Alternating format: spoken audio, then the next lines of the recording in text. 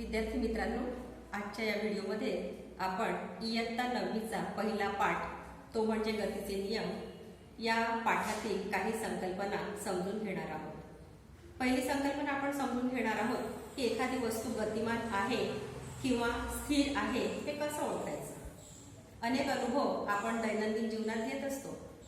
तुम्ही जेव्हा बसमध्ये बसलेले असता, बस सुरू असते आणि जेव्हा खिडकीच्या बाहेर बघता तेव्हा काय दिसतं तुम्हाला? झाडं मागे पळताना दिसतात, दुकानं मागे गेलेले दिसतात, काही बोर्ड्स लागलेले असतात रस्त्यावर, ते मागे जाताना दिसतात। म्हणजेच गतिमान कोण दिसतं तुम्हाला? जेव्हा तुम्ही खिडकीच्या बाहेर बघता तेव्हा झाड गतिमान दिसतं, दुकानांची रांग गतिमान दिसते, त्यावर लावलेले बोर्ड गतिमान दिसतात। मग खरंच असं आहे का? झाड गतिमान असेल का? दुकानं गतिमान असतील का? पण असं होतं, आपण जेव्हा बसमधून बाहेर बघतो, चालत्या बसमधून, तेव्हा आपल्याला बाहेरच्या स्थिर असणाऱ्या वस्तू गतिमान दिसतात। असं का होत असेल याची आपण चर्चा नंतर करणार आहोत। दुसरं उदाहरण बघा, बसमध्ये तुम्ही बसलेले आहात आणि तुमच्या शेजारी एक व्यक्ती बसलेली आहे। बस गतिमान आहे, बस सुरू आहे। जेव्हा तुम्ही शेजारच्या व्यक्तीकडे बघता तेव्हा ती व्यक्ती तुम्हाला स्थिर आहे का गतिमान आहे? काय वाटतं? हो, नक्कीच तुमच्या शेजारी बसलेली व्यक्ती तुम्हाला कशी दिसते? स्थिर दिसते। मग झाला किती गोंधळ? बाहेरचे झाड, दुकानं, ज्या वस्तू स्थिर आहेत त्या तुम्हाला गतिमान झालेल्या दिसतात आणि तुमच्या शेजारची बसलेली व्यक्ती बस सुरू असताना सुद्धा ती व्यक्ती तुम्हाला स्थिर असल्याचा भास होतो। पुन्हा एका उदाहरणाची आपण चर्चा करूया। आगगाडीने प्रवास तुम्ही केलाय ना विद्यार्थ्यांनो? तिथे पण असे अनेक अनुभव तुम्ही घेतलेले आहात। कसं? जेव्हा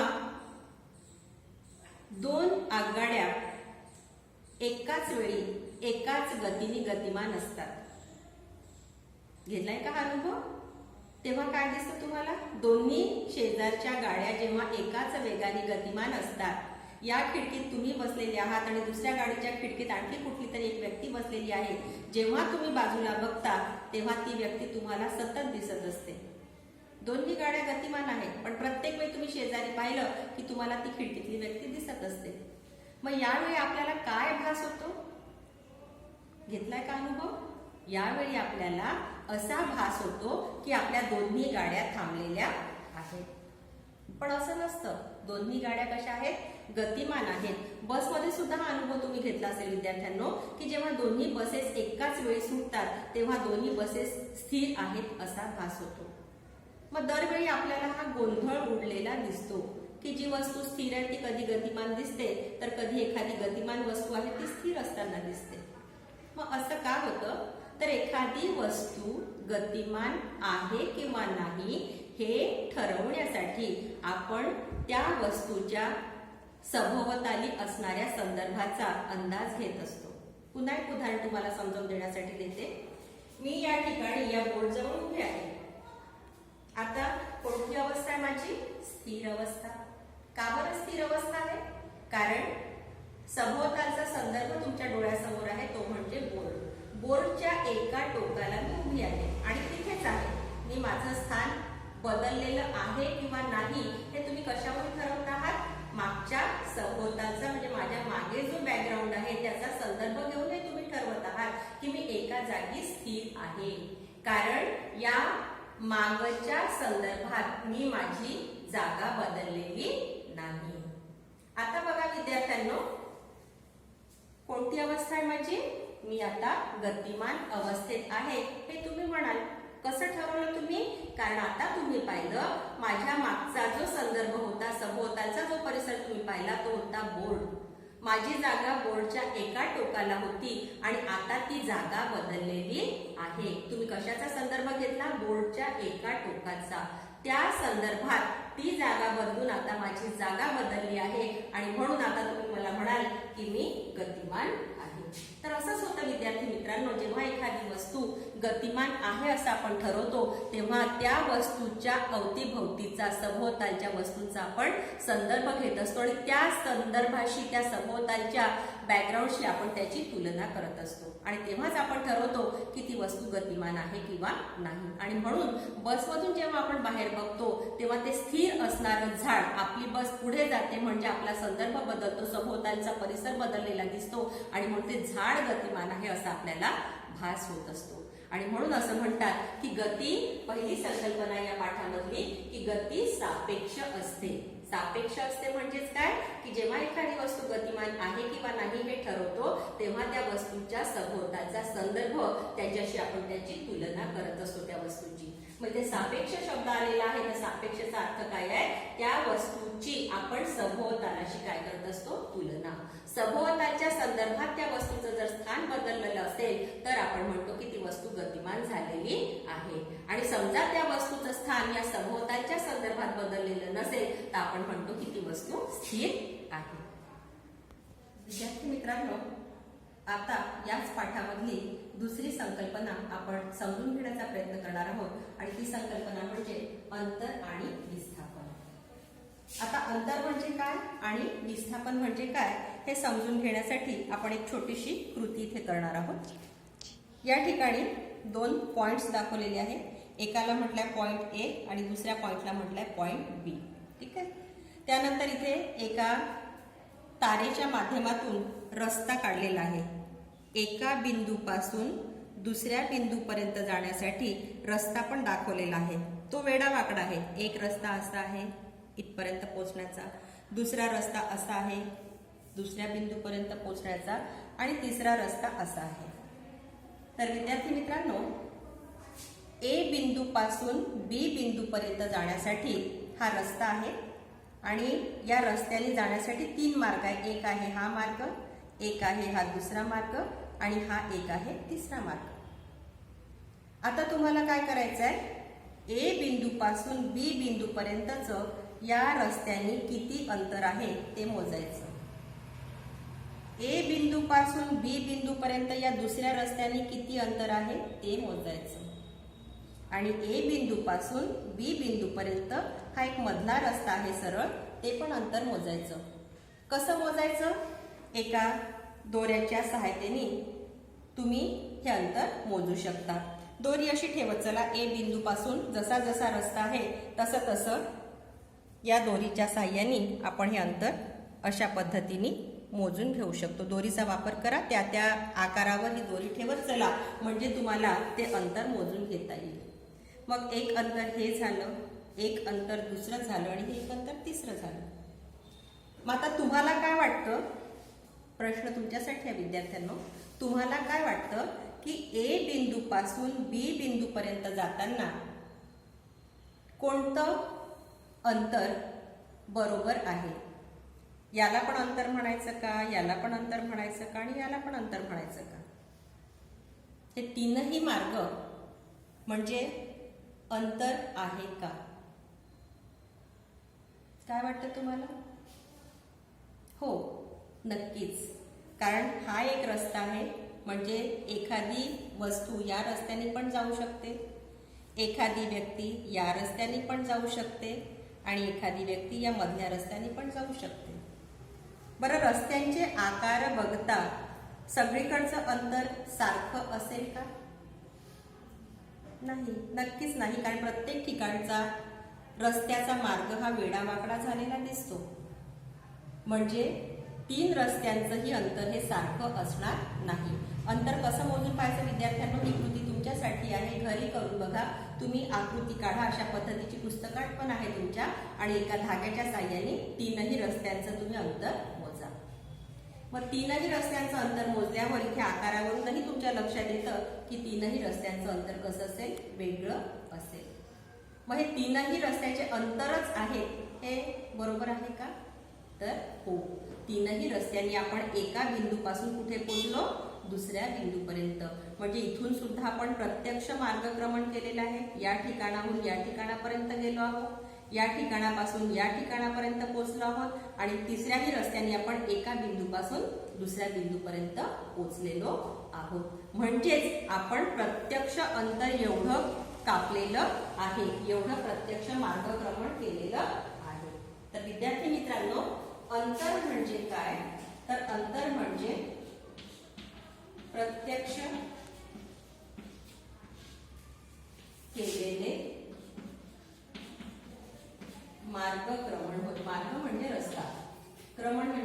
करणे, मार्गक्रमण होय.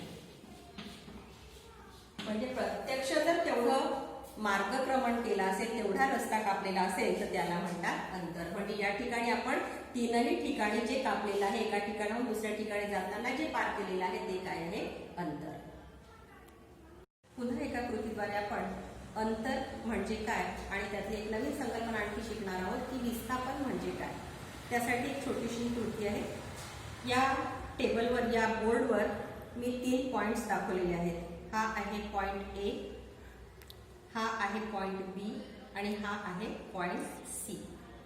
या एका बिंदूपासून रस्ते पण दाखवलेले आहेत. ए बिंदूपासून सी बिंदूपर्यंत जाणारा हा एक रस्ता आहे आणि त्याचं अंतर आहे 1300 मीटर. ए बिंदूपासून बी बिंदूपर्यंत जाणारा हा रस्ता आहे, त्याचं अंतर आहे 1200 मीटर. आणि या बी बिंदूपासून सी बिंदूपर्यंत जाणारा आणखी एक रस्ता आहे, त्याचं अंतर आहे 500 मीटर. 3 बिंदू आणि तिघांमधले रस्ते आणि प्रत्येकाचं अंतर.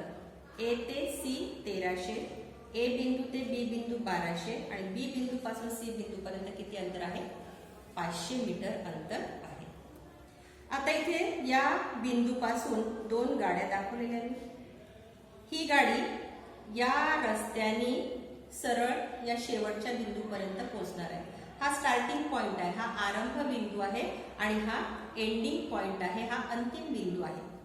एक गाडी या बिंदूपासून निघाली आणि या सरळ रस्त्याने इथपर्यंत पोहोचेल. दुसरी गाडी याच बिंदूपासून निघाली आणि तिला पण पोहोचायचं आहे, या सी पॉइंटला पोहोचायचं आहे, पण तिने रस्ता दुसरा घेतलेला आहे. असं जाऊन असं परत वळून तिला इथे यायचं आहे. दोन्ही गाड्यांचा वेग सारखाच आहे, दोन्ही गाड्यांचा वेग सारखाच आहे. कोणती गाडी आधी पोहोचेल, या ठिकाणी कोणती गाडी आधी पोहोचेल, ही की ही? काय वाटतं तुम्हाला? हो, नक्कीच ही गाडी लवकर पोहोचेल. का बरं? कारण तुम्हाला मी रस्त्याचं अंतर दिलेलं आहे आणि या अंतरावरून तुमच्या लक्षात येत आहे की हा सरळ रस्ता हा कमी अंतराचा आहे.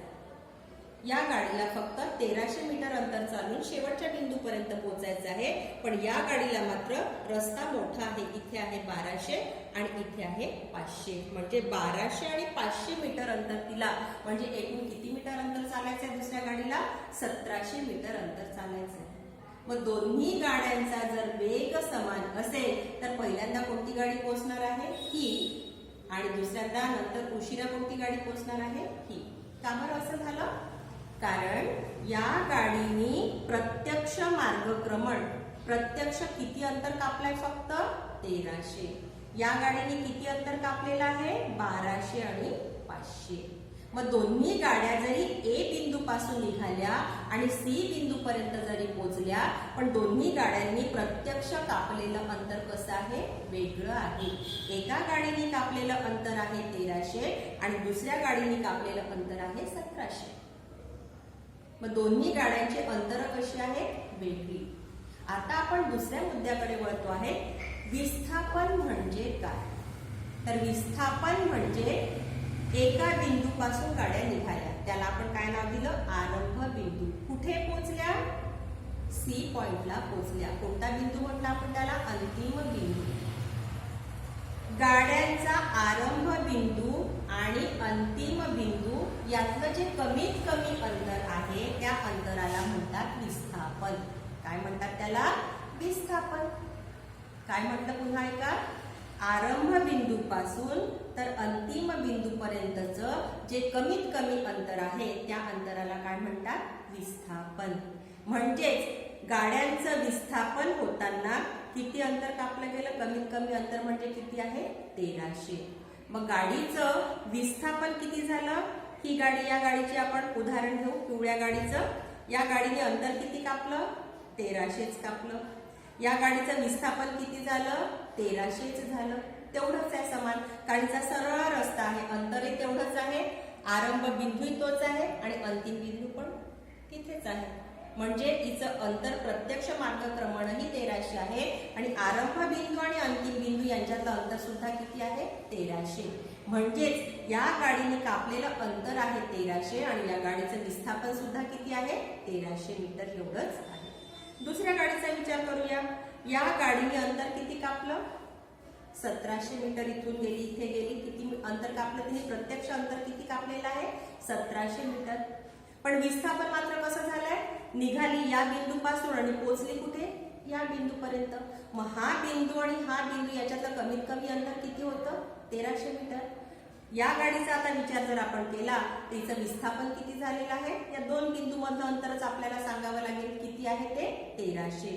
म्हणजेच या गाडीचं विस्थापन किती झालं? 1300. आणि या गाडीने अंतर किती कापलं? 1700. मग विद्यार्थी मित्रांनो, लक्षात आलं का तुमच्या? क्लिअर झाली का ही संकल्पना? की अंतर म्हणजे प्रत्यक्ष केलेलं मार्गक्रमण होय, प्रत्यक्ष पार केलेलं अंतर होय, प्रत्यक्ष पार केलेलं लांबी होय रस्त्याची. मग हिने किती अंतर कापलेलं आहे या गाडीने? 1700. मग हिचं अंतर झालं 1700, पण दोन बिंदूंमधलं अंतर कमीत कमी अंतर किती आहे? 1300. आणि मग या गाडीचं विस्थापन किती झालेलं आहे? 1300 झालेलं आहे. पुन्हा एक उदाहरण आणखी आपण समजून घेऊया विस्थापनाच्या संदर्भामध्ये. एका गाडीचं परत उदाहरण घेऊ. ही गाडी ए बिंदू पासून निघाली आणि चालत चालत चालत चालत ती कुठे पोहोचली? सी बिंदूपर्यंत पोहोचली. परत इथून निघाली आणि वापस पुन्हा आपल्या जिथून निघाली तिथे परत आली. मग आता प्रश्न आहे तुमच्यासाठी, या गाडीने प्रत्यक्ष किती अंतर कापलं? किती अंतर कापलं? एकदा गेली 1300, वापस आली 1300. 1300 अधिक 1300 किती अंतर कापलेलं आहे? 2600 मीटर अंतर या गाडीने कापलं. दुसरा मुद्दा बघूया. हिचं विस्थापन किती झालं? विस्थापन म्हणजे आताच आपण पाहिलं. काय पाहिलं? की आरंभ बिंदू आणि अंतिम बिंदू याच्यामधलं अंतर. मग आरंभ बिंदू कोणता होता? ए. वापस कुठे आली गाडी? परत कुठे आली? पुन्हा इथेच. जिथून निघाली गाडी तिथेच परत आली. मग आता विस्थापन काय झालं? काय झालं? जिथून निघाली तिथेच परत आली म्हणजे 0. आरंभ बिंदू पण तोच आहे आणि अंतिम बिंदू पण तोच आहे. म्हणजेच आता इथे विस्थापन काय झालं? 0 झालेलं आहे. कारण कमीत कमी अंतर तिने 0 कापलं, जिथून निघाली तिथेच आली. मग कळलं का विद्यार्थ्यांनो? की विस्थापन म्हणजे दोन बिंदूंमधील कमीत कमी अंतर. या गाडीने एकदा गेली आणि परत आली, पण प्रत्यक्ष मार्गक्रमण किती केलं होतं? 1300 अधिक 1300 म्हणजे 2600. आणि विस्थापन किती झालं तिचं? ज्या बिंदूपासून निघाली त्याच बिंदूला ती परत आली आणि म्हणून तिचं विस्थापन किती झालेलं आहे? 0 झालेलं आहे. पुन्हा एक उदाहरण बघूया.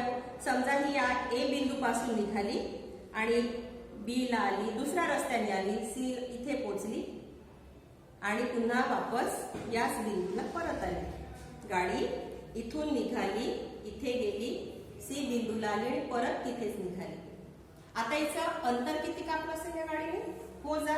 हा एक रस्ता 1200 मीटरचा, दुसरा रस्ता 500 मीटरचा, तिसरा रस्ता 1300 मीटरचा. म्हणजे प्रत्यक्ष अंतर तिने एवढं कापलं. 1200 आणि 1300 2500, 2500 आणि 500 3000 मीटर अंतर तिने कापलं. विस्थापन किती झालं? ज्या बिंदूपासून निघाली त्याच बिंदूला ती परत आली. म्हणजे विस्थापन काय झालं? 0 झालेलं आहे. तर विद्यार्थ्यांनो, हा आहे फरक कशामधला? अंतर आणि विस्थापन मधला. तर अंतर म्हणजे काय आहे? प्रत्यक्ष केलेलं मार्गक्रमण. एखाद्या वस्तूने किंवा व्यक्तीने प्रत्यक्ष किती मार्गक्रमण केलं, किती लांबीचं अंतर कापलं, त्याला म्हणतात अंतर. आणि विस्थापन म्हणजे ज्या ठिकाणाहून त्यांनी मार्गक्रमण सुरू केलं तो आरंभ बिंदू आणि शेवटी जिथे पोहोचला तो अंतिम बिंदू, यातील कमीत कमी अंतर. यामधील कमीत कमी अंतर, यामधील कमीत कमी अंतर